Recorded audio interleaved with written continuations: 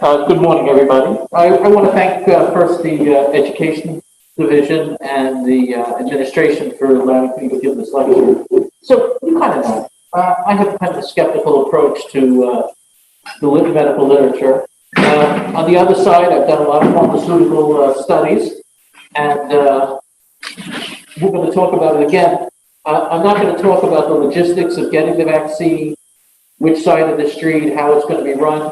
I'm interested in the pure science. And I think it's important that you know the science and you have and I'm going to provide a very critical reading of the main article, the Pfizer article on their vaccine, the one by Pollock et al. And I'm going to spend a lot of time on that because I think if you are knowledgeable consumers, you will be knowledgeable ambassadors.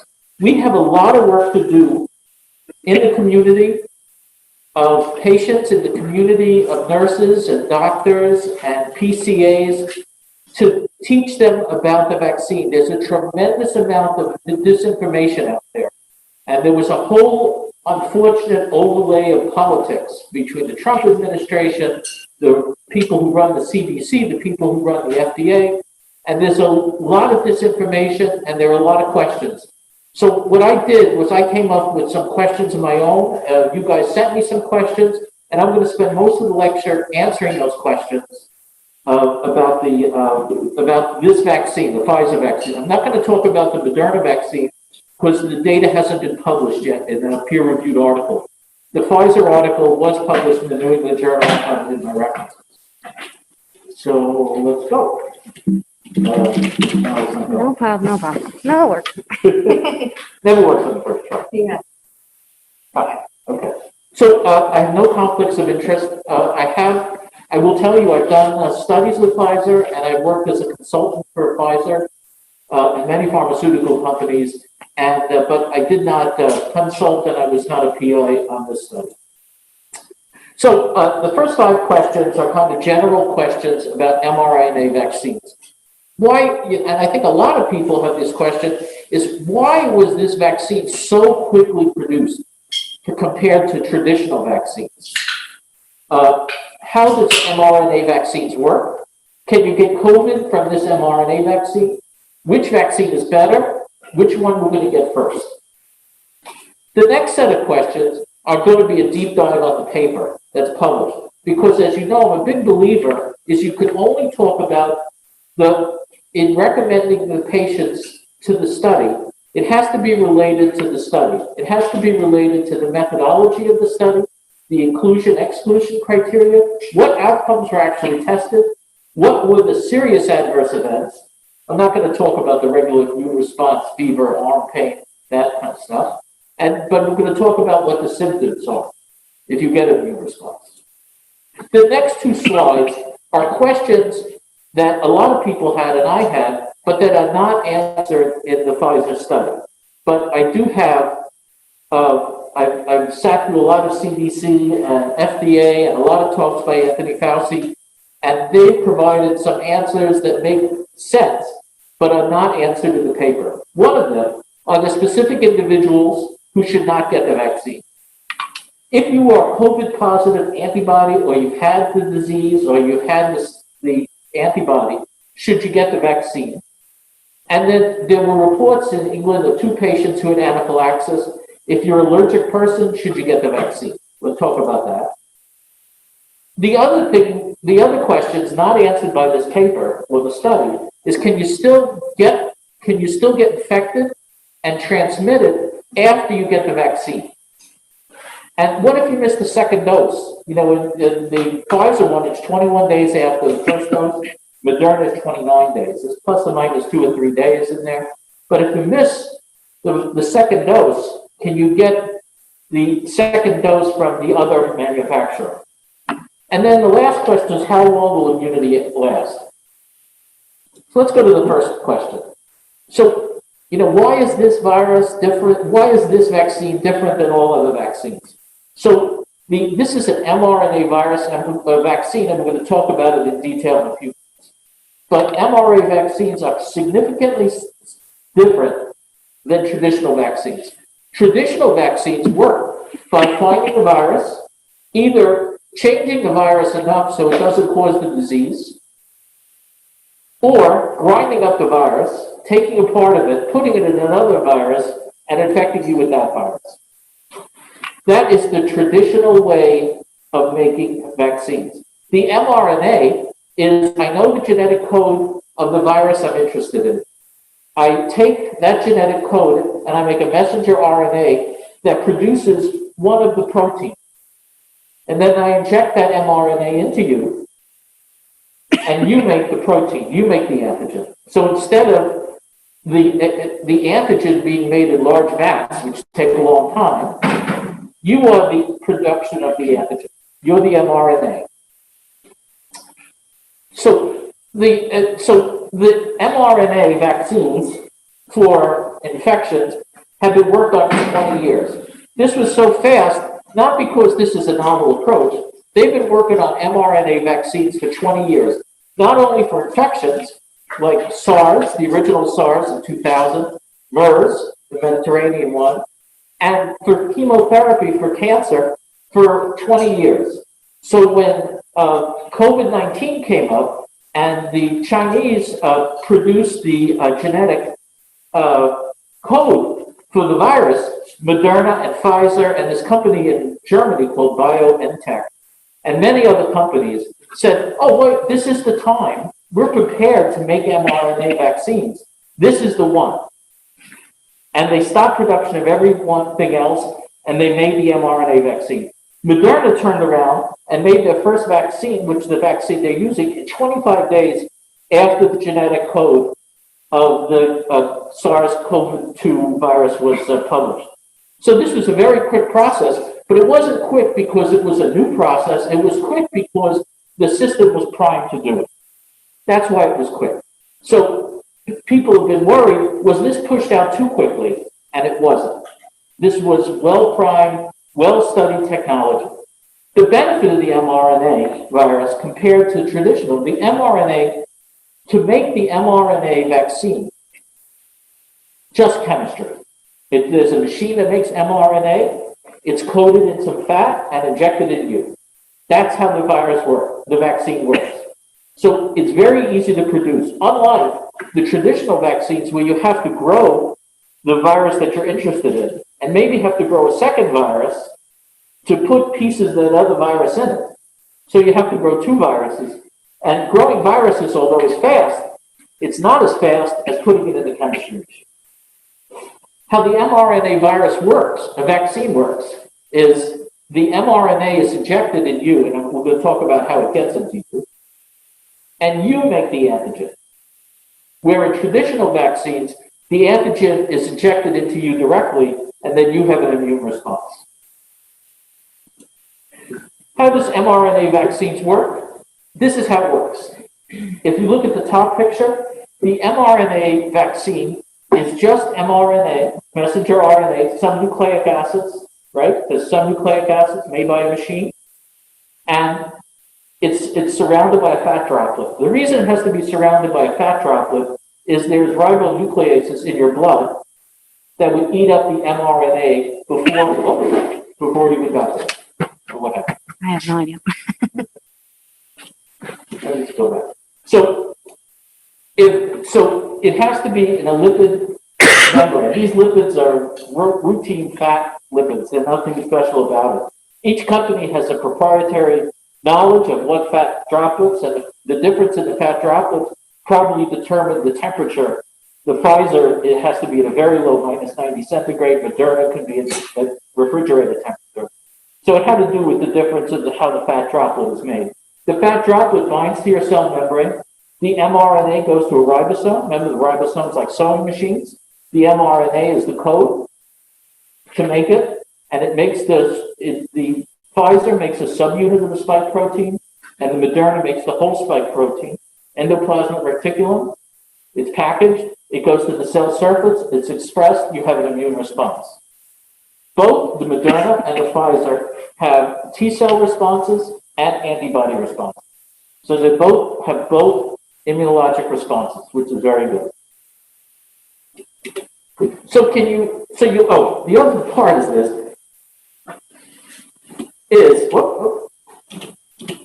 can you get, so a lot of people are worried that you could get COVID from this vaccine. You cannot. There is no way to get COVID-19, SARS-CoV-2 from this vaccine. Because this vaccine, the mRNA vaccine, one from Pfizer and Moderna, is just chemical. There is no part of the virus. There's not even any part of the virus, no part of the virus. You make the antigen. You make, in the Pfizer, a subunit of the spike protein. In the Moderna, you make the whole spike protein. So you are the antigen manufacturer. So you could not get COVID. So which vaccine will get there first? Well, the Pfizer's already approved. It's out there. Kings County is giving it today. UHB, and talk to the administration here. Which vaccine is better? No one knows. And probably no one will ever know, because no one is going to do a randomized controlled trial of the Moderna versus the Pfizer versus the Johnson. So we're never going to really know which one is. The Pfizer vaccine says it's 95% effective, and Moderna is 94.6%. This I'm going to talk about when we do a deep dive. This is the pharmaceutical playing with statistics. It's true. They use efficacy as relative risk reduction, which I taught you is a misleading statistic, and I'm going to talk to you about, and I calculated the number needed to treat for the Pfizer vaccine. So now we're going to spend the rest of the time in this slide talking about the methodology for the Pfizer vaccine. Again, we're not going to talk about the Moderna because it hasn't been published. When the Moderna gets published, I will either come to you again or I will send out a deep dive on that. The methodology is very simple for the Pfizer. It says a multinational, randomly assigned, placebo-controlled, observer-blinded study. They took people from 16 to 85, and they had to be healthy, whatever healthy means. They also, if they had pre-existing conditions, and they did study people with pre-existing conditions, they couldn't be sick, and they couldn't be hospitalized or change their medicine in 6 weeks, so they had to be stable. If they were hypertensive, diabetic, whatever they were, they had to be stable. So these were generally healthy patients. A few groups were excluded. If you had active HIV, active hepatitis B or C, you were pregnant, or you were receiving some drug to prevent COVID-19. Remember, this study was done when people were getting hydroxychloroquine to prevent COVID-19, which didn't work. But they excluded those patients. The outcomes tested. Now, this is important to understand. It's based on patient symptoms. It's not based on clearing the virus. It's not based on any biological test of the virus. It is purely symptom related. So if you had the outcomes, so if you had a positive outcome and you were diagnosed with COVID-19 in these studies, you were diagnosed by this criteria. You had to have this symptoms, which is very easy to do: fever, cough, shortness of breath, fever, chills, muscle pain, loss of taste, which is pretty specific, sore throat, diarrhea, vomiting. Any of those symptoms, you got a PCR COVID test. Now, everyone in the study, the 37,000 patients, didn't get a PCR. Only the patients who were positive. And those are the positive COVID patients. You had to have a symptom. If you had a symptom, you got the test. This is very important because, as we're going to talk about later, the Pfizer did not study infectivity or transmission.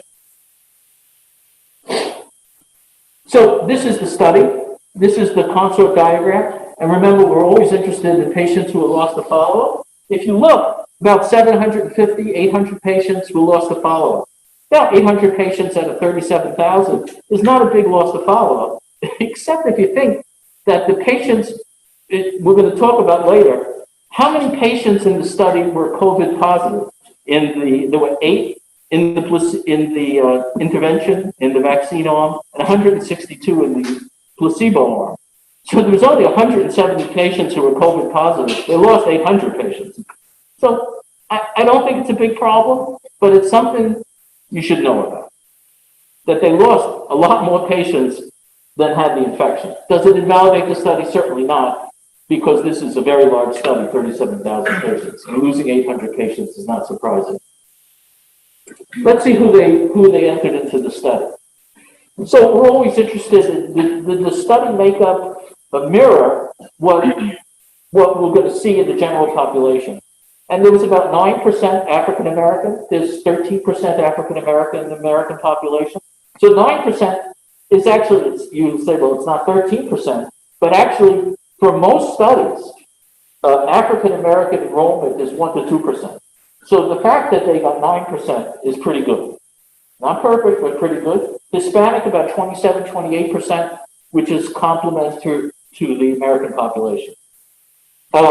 If you look at age, greater than 55, if you say that is elderly, I'm going to talk to you in the back of the room. Remember how we judge ages. But over 40% of patients were over 55. And this is a big deal because in other vaccine studies, elderly patients had decreased immune response. So it was good that they included such a large number of greater than 55-year-old patients. That's good, right? So is it perfect? No, no study is perfect, but pretty good. So this is the answer to the study, right? I'm just going to talk about the symptomatic. So they talk about efficacy. This is what is on every newspaper, every article, and every administrator who's going to want to push you to get the thing. And I'm not saying you shouldn't get it. I'm just saying that you should know the data. And what I'm going to do is calculate number needed to treat. Because remember, well, I don't know, efficacy, if you read the paper, is relative risk reduction. Relative risk reduction. It's the proportion of people who get the COVID-19 infection, right? That's what we're just talking about, symptoms of COVID-19. Symptomatic COVID-19 divided by the number of people in the intervention arm, and then in the placebo, how many people got the disease in the placebo arm divided by the number who got the placebo. So it's a ratio of 2 proportions. Since the proportion of people who got the vaccine is the same, about 18,000 in both groups, you don't even have to do any math. 8 into 162 is about 5%. 1 minus 5% is 95% efficacy. That's how they did this. And you know, and this is my chance to talk about statistics, is that relative risk reduction doesn't tell you about the baseline risk in the population. It's a proportion, so the baseline risk is kind of etched out, is zeroed out. So you really don't know. What you really want to know is how many patients do you have to treat to prevent one bad outcome, and that is number needed to treat. And this is a good ad for Sharia's website, and I'm sure this will be placed in Sharia's website pretty soon. I did the math for you, and I'll show you how it works. So the risk of the vaccine is 8 patients over 18,188, which turns out to be 0.04%. The risk in the control is 162 over 18,325. You see, it's pretty similar. The relative risk is 4.9%. 1 minus 4.9% is relative risk reduction, or what they term efficacy. So this doesn't tell you about the baseline risk in the placebo group, right? The baseline risk in the population. Actually, if you think about it, there's like 37,000 patients. And how many patients had the end result? How many patients had the effect that we're interested in? 170. So there's 37,000 patients, right? And only 170 had the infection, had the outcome of interest. So what percentage of that? It's like 0.4%. So this couldn't be the positivity rate in the population, right? Because even New York City at its best never got to a positivity rate of 0.4%. So was this population skewed? I don't think so, because it was a pretty good population done in lots of countries. So I don't think there was selection bias. What I do think is there were a lot of asymptomatic people who had COVID in the population. And remember, we only tested people who became symptomatic. So there was probably a large number of asymptomatic carriers, which we know happens anyway.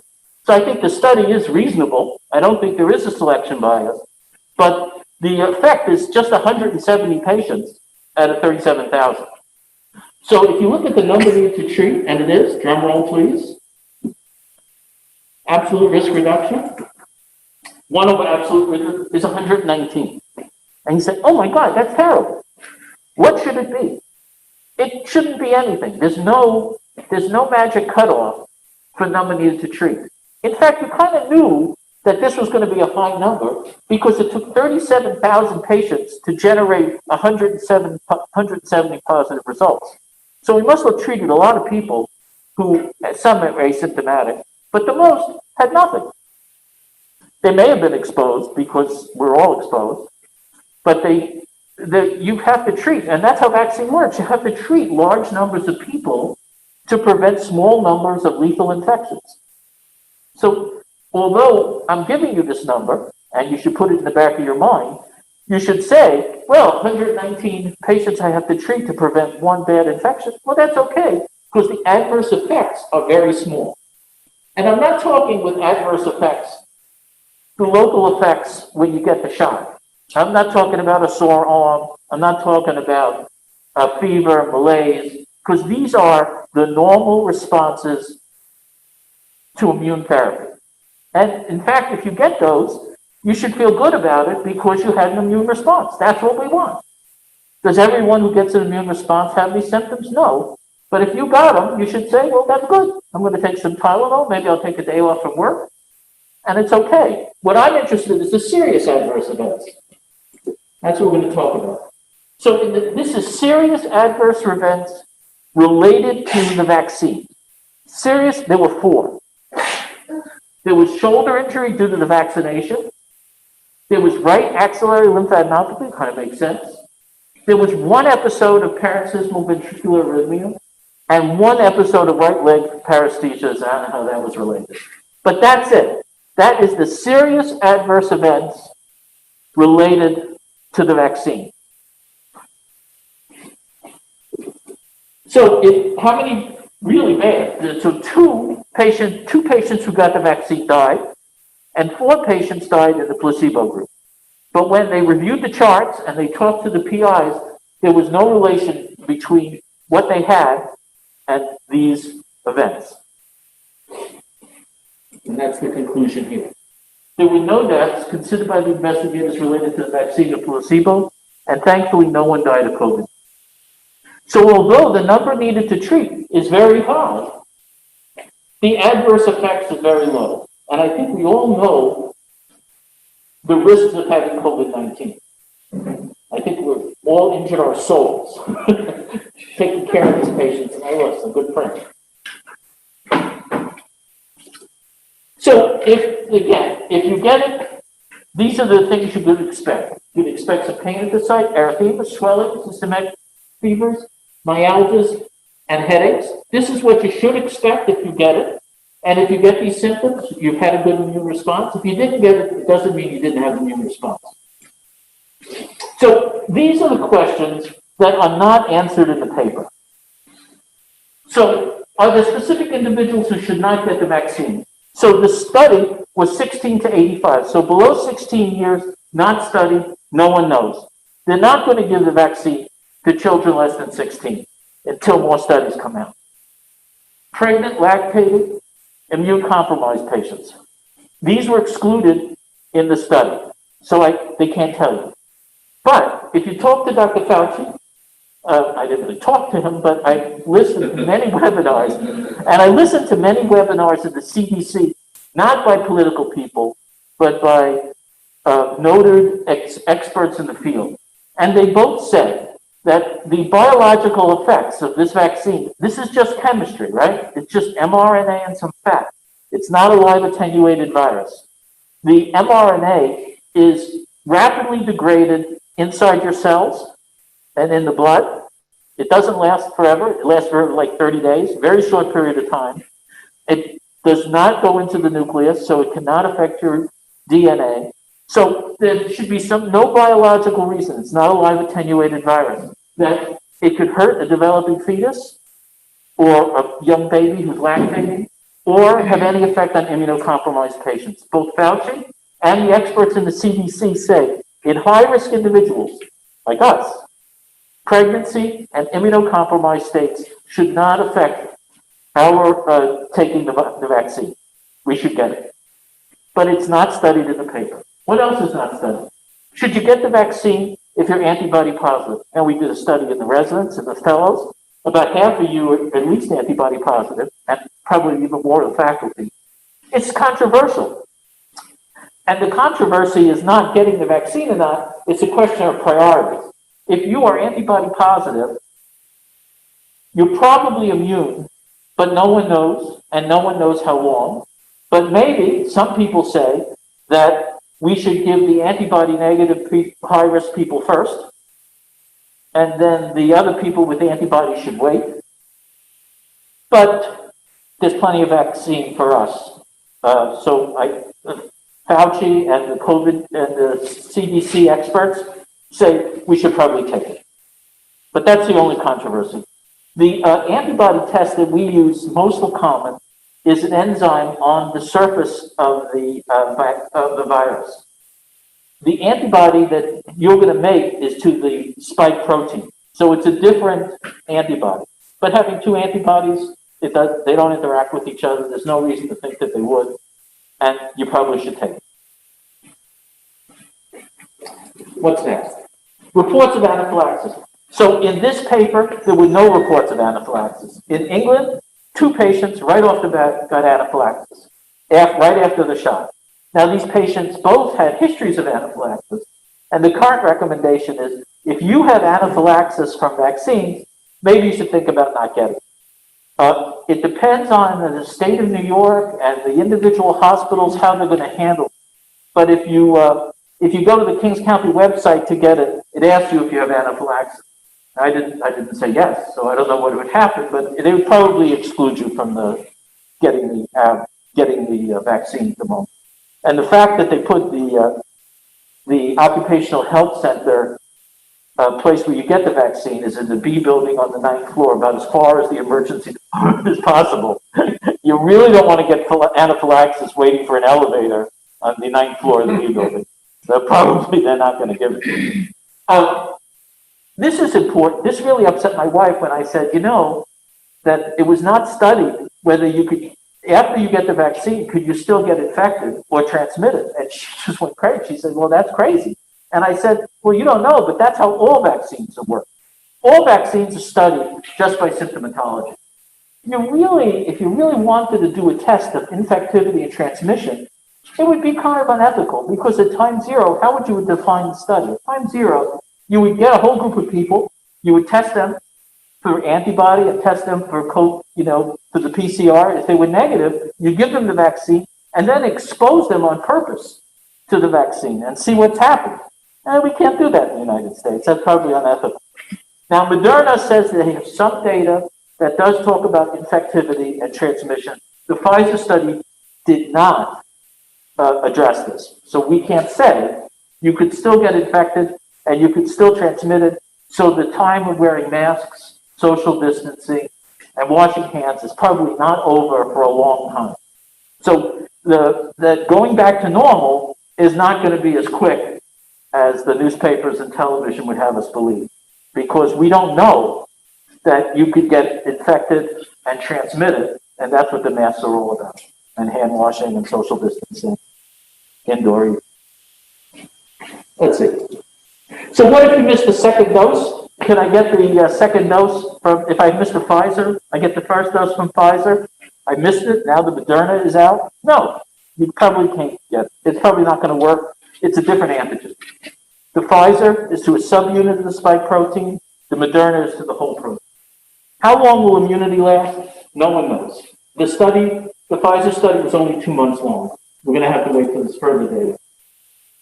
So these are my references. We're going to send this out to everyone? Yes. So we're going to send this out to everyone. I put in some resources. These are the CDC, the FDA, and the Johns Hopkins website. Although we believe these are politicized institutions, these websites do have very good factual information. The deep state, thank God, is working very well. So I would continue to use these resources. And then do you have questions? and there's Norm. Dr. Sinert. So thank you very much. Do you have questions? I'd be glad to answer. So, Dr. Sinert, when you just mentioned right now that Pfizer, the vaccine has part of the protein, and Yep. then Moderna has the whole protein. Yep. Does that change No, I mean, no one the knows. response? Nobody knows. We know in the Pfizer subunit of the spike protein, the spike protein was a good choice because the spike protein is what gives you infection. That's the thing that binds to the cell. And if you're worried about mutations, if you mutate, if the organism mutates the spike protein, whatever usually mutates, most of the time is not good for the virus. So it was good to choose the spike protein because it's the infective agent, so blocking it is good. And probably the mutation rate is low at the spike protein because that's what gives you the infection. But no one's going to know which vaccine is better because no one is going to ever do a head-to-head trial. And the way they report it is going to be, relative risk reduction. So it's all going to look good, right? Any other questions? Yep. So the antibody test that we get now, it's probably not going to be able to come back positive for if we get the vaccine, right? There are some antibody tests that do the spike protein antibody, and those may be positive afterwards, but you'd have to ask which antibody test and which antibody they're testing. Yep. Pretty sure this was already ruled out as false news, but there's no reports of like infertility. No, absolutely not. In fact, on the Pfizer study, a number of women got pregnant during the study. So I think they would like that not to have happened, but you know that. So can't help that. So there is, no one's done the fertility study, and it's going to take millions of patients. So this is who got the vaccine? This is just 18,000 patients who got the vaccine, right? Because only half the people got the vaccine. And how long were they followed? 2 months. So it's 18,000 patients for 2 months. It's a very small study. If this was other times, the FDA would have never approved this, if this was other times. But because we're dealing with a life-threatening pandemic, it's reasonable to do it. It's reasonable to do it. But if this was other times, if this was a low-risk infection, it would probably have taken many, many months, maybe a year to approve. But they only have 2 months of data, 18,000 patients. Any other questions? Yep.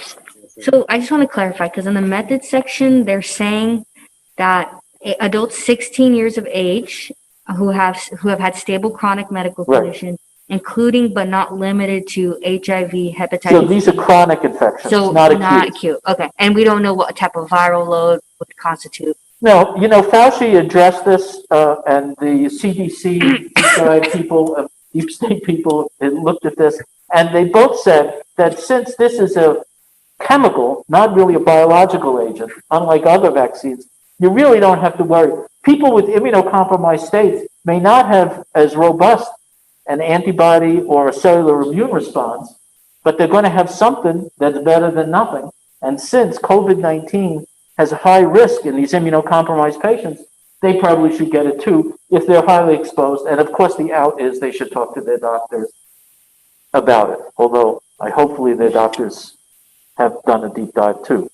But so that is the answer, is that if you have these immunocompromised states, or if you're an immunomodulating agent, for psoriatic arthritis or for Crohn's disease, should you take it? You should talk to your doctor, but probably if you're a high-risk individual, you probably should take it because there doesn't seem to be a downside, although it hasn't been studied.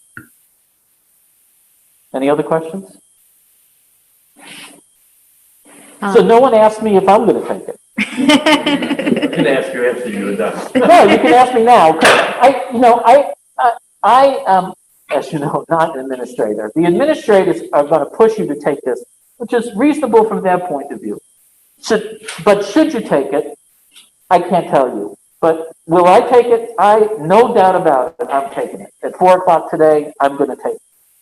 Although I would have liked to see a bigger study for a longer period of time, but as you know, I'm 63 years old, and so far antibody negative, and I work every Saturday and Monday, and I'm pretty exposed, and I don't want what happened to a lot of people who I know who had bad outcomes from COVID-19.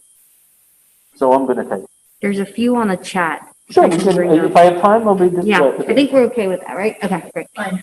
All right, first question, if Moderna and Pfizer are coding for different parts of the same protein, would it make sense to just get both vaccines? That was the first No. question. It probably, one vaccine will probably be enough. The Okay. Pfizer was pretty good. And then this question, in this study, did the participants just get released back into the community after getting the vaccine? Was there any control of what exposures both the placebo and vaccine groups had post-vaccination? No, just general population, but in lots of different countries. And like, they didn't have like, you have to wear a mask, you have to No. be isolated. They No, just lived their life. whatever they did. Okay. And then I guess there's other question, were HIV and Hep C exclusion criteria because of possibility of reverse transcriptase and therefore could be a problem with mRNA? I don't think so, and I don't think it's related to that. I think that these were just general precautions in any vaccine trial. Okay. And then just because of the immunocompromised. Right. And then the last one, it seems there were several thousand symptomatic patients listed as unspecified. Were there symptomatic but PCR negative patients? Yes, I guess, okay. yeah. Anyone who was symptomatic with one of the symptoms related to COVID-19 got a PCR, and that's how the outcome was tested. There were non-specific symptoms, I think like arm pain, fevers, nausea, maybe that, but no COVID-19 related symptoms. Okay. Do we know if they will be performing another analysis soon with higher incidence? What they're going to do is continue the Pfizer study is scheduled to continue, I think, for 2 years. So we'll be following those 43,000. The study was planned for 43,000, but the paper wrote only 37,000 because those were the 2-month follow-up patients. So they may have paid patients who were entered into the study but didn't have 2 months of follow-up time. Okay. And then what's the time period between the two vaccines? So Pfizer is 21 days plus or minus 1 or 2 days. Moderna is 29 days plus or minus 1 or 2. And then do you have any protection in between two? Yeah, after the first infection, maybe 50-60% for the Pfizer. I don't know what the Moderna is, but I would get the second one. Okay. The second one, the first one primes the memory, the second one sets off the memory. It's just a virus. So I would get both. Okay. And then I had a question. Sure. 2 questions actually. Sure. So your rationale for saying like the FDA is approving this now, but wouldn't in a normal like situation is I can't say they wouldn't, but I don't think they would. for what particular reason? Just because of follow-up time period? Well, this was a emergency use authorization. So this is outside of the regular regulatory methodology of the FDA. Okay. So usually vaccines take a year or two they would like to finish the study. If Pfizer is going to be 2 years, they would wait for 2 years of data. They did it because COVID-19 is pandemic. It has high risks. So it's primarily because of the follow-up time period. Right. I don't think, I don't believe the FDA was pressured into doing this. I think because the committees that the FDA uses are not political and are not going to be threatened by any Trump tweet. These are scientists. These were well-done studies. The CDC had an excellent group. The group that followed the study, the Data Safety Monitoring Board, is another group. So there were many, many groups of people who were not political that were not going to be pressured by the White House to put this out early. I think this was a compassionate release. It made sense to do because of the pandemic. If there wasn't a pandemic, then I think it would have waited. We're still waiting for the Zika virus, right, to be put out. The Zika virus is also an mRNA virus that they're still studying. So I think that it would have waited to that. Okay. And then how did you know about the fertility? How was that? Is there like an addendum with like a closer analysis? I think there were 16 patients in the Pfizer study who got pregnant during it, but it tells you nothing about fertility. Okay. There's no study. And I think the question of fertility is kind of bullshit because it is not a biologic. I think people worry with pregnant patients and fertility questions when you gave a live virus and the chance that this would affect your DNA. This cannot affect your DNA. The RNA, the messenger RNA, is completely isolated in the cytosol and it's broken down really quick. And messenger RNA never goes back to the nucleus. It's prevented and it's eaten up very quickly in the cytosol. Awesome. Yep. I don't know if you might know this. Do you know if they're planning to do like follow-up studies to check for like regular COVID infections? Because we were talking about the asymptomatics. They didn't know about them. We don't know. And then titers for, how There are other studies that are going to be ongoing with all these vaccines, but they're just starting now because the vaccine is just being released now. So, we're going to learn more. Once we get to like 30 million, we're going to know a lot about these vaccines. We know pretty good. 18,000 people got it. There were no serious adverse effects. It looks like it was effective. Good. But now we're going to do the gigantic experiment of 100, 200 million, 500 million experiments. There is a reporting structure through the CDC. So if you're a doctor and you see a patient who has a COVID-related vaccine event, we're going to report it, and we should report it, and that's how we're going to. This is called phase 4 analysis of drug trials. So this is the big study on the population. They're all going to be studies, yeah. I suppose in terms of advising patients, let's say if they finally get the vaccine, do we advise them that there's still this risk of asymptomatic transmission? Or I think you should. I think you should. I am very worried that the news press has said this is the end of the pandemic with the vaccines. I think we should tell everyone, once you even get the second dose, there's no data to show, and hopefully there's no data to show that you can't get infected with it and transmit it. Hopefully, the viral load will be so low if the vaccine is effective, the viral load will be so low that you can't effectively transmit it because in your nasal mucosa, oral mucosa, in your lungs, even if you do get the infection, it'll be for a very short period of time and you'll have a very small viral load. You're not going to get sick and you won't be able to transmit. And maybe you won't even get infected because it won't be able to reproduce. Maybe. But what I'm telling you is about the science. And we're limited by what the studies show. And the studies did not talk about infection and transmission, so we can't talk about it either. We have to be fair. I want you to be ambassadors for it. I want you to tell everyone to take this. I'm very serious about this. We as healthcare workers, we have to tell the nurses, we have to tell the PCAs, you're the ambassadors of knowledge. I've given you a lot of knowledge because I want you to have a fundamental understanding of the strengths and weaknesses of the paper. But I think we have to have very strong conversations with the other healthcare workers and with patients to say that this is a safe vaccine. There is tremendous resistance to vaccinations, especially in the African American communities. And since that's where we work, and that's where a lot of the healthcare workers are in that population, I think we have to be good ambassadors. And what I've given you is the knowledge, and I've given kind of a skeptical approach because that's what I want you to believe. But I don't want you to say that you shouldn't give it and you shouldn't take it. You should. I'm taking it, no question about it. And if my family members were in that group, I would tell them to take it. If Norm wanted it, Norm's going to get it. So, Are there any concerns about like long-term effects of autoimmunity? Yep. No one knows. We only did a 2-month study. That's the limit. It's only 2 months.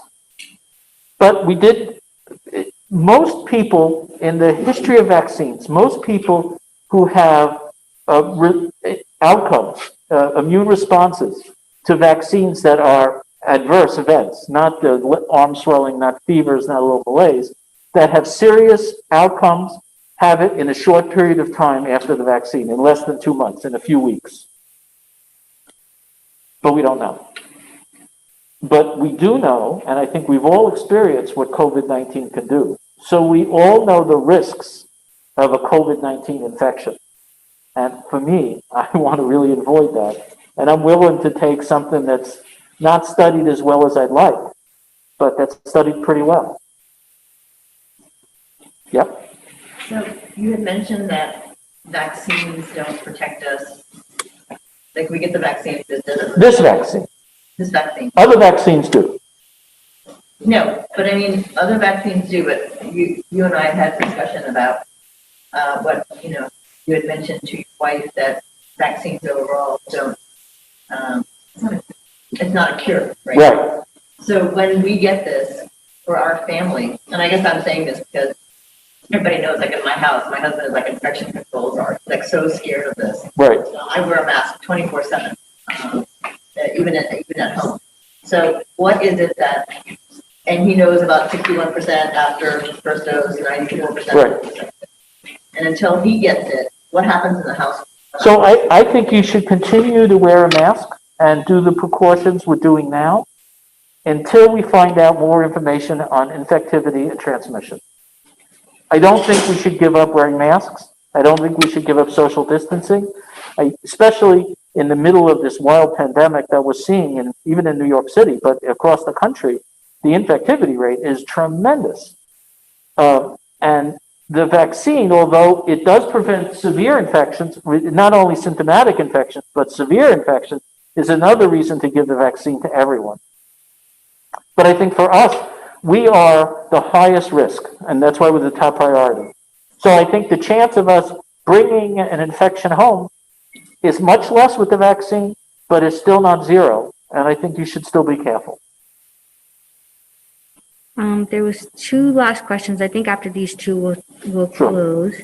The first one was, does the mRNA preferentially get expressed in any particular kinds of cells, to our knowledge? So there has been some scientific studies about not this mRNA vaccine, but other mRNA vaccines where they did biopsies. It doesn't go throughout your body. It probably stays in the myocytes of your shoulder and then in the lymphatic drainage to that part of your body. It doesn't go to your ankle, it doesn't go everywhere. It probably is just a local reaction to the lymphatic system, and your lymphocytes that drain that area of your body probably are the ones that get turned on, and probably that's where the mRNA stays. What's the next question? The next one was, aside from fertility, are there hypotheses of how the vaccine will affect fetuses? Well, again, this is unlike other vaccines that they're live attenuated viruses, that a virus works by taking over your DNA, going into the nucleus. mRNA vaccines do not go into your nucleus, do not affect the DNA, and are rapidly cleaved in the cytosol of your blood. So the chances of this affecting future generations are negligible because it does not go into the nucleus, it does not affect dividing cells. So it's just chemistry. So in fact, in some ways, mRNA vaccines are much safer than the vaccines we've been using for 150 years, which are all live attenuated viruses that, could affect it. The Johnson & Johnson, AstraZeneca are live attenuated viruses of a chimpanzee adenovirus where some part of the COVID-19 virus has been placed inside. That is a higher risk, although I think a negligible risk because they've studied these vaccines very carefully. But if you think about the biology, it's just mRNA and some fat. Any questions? Anything else? Nope. Well, thank you very much. Thank you, Dr. Singh.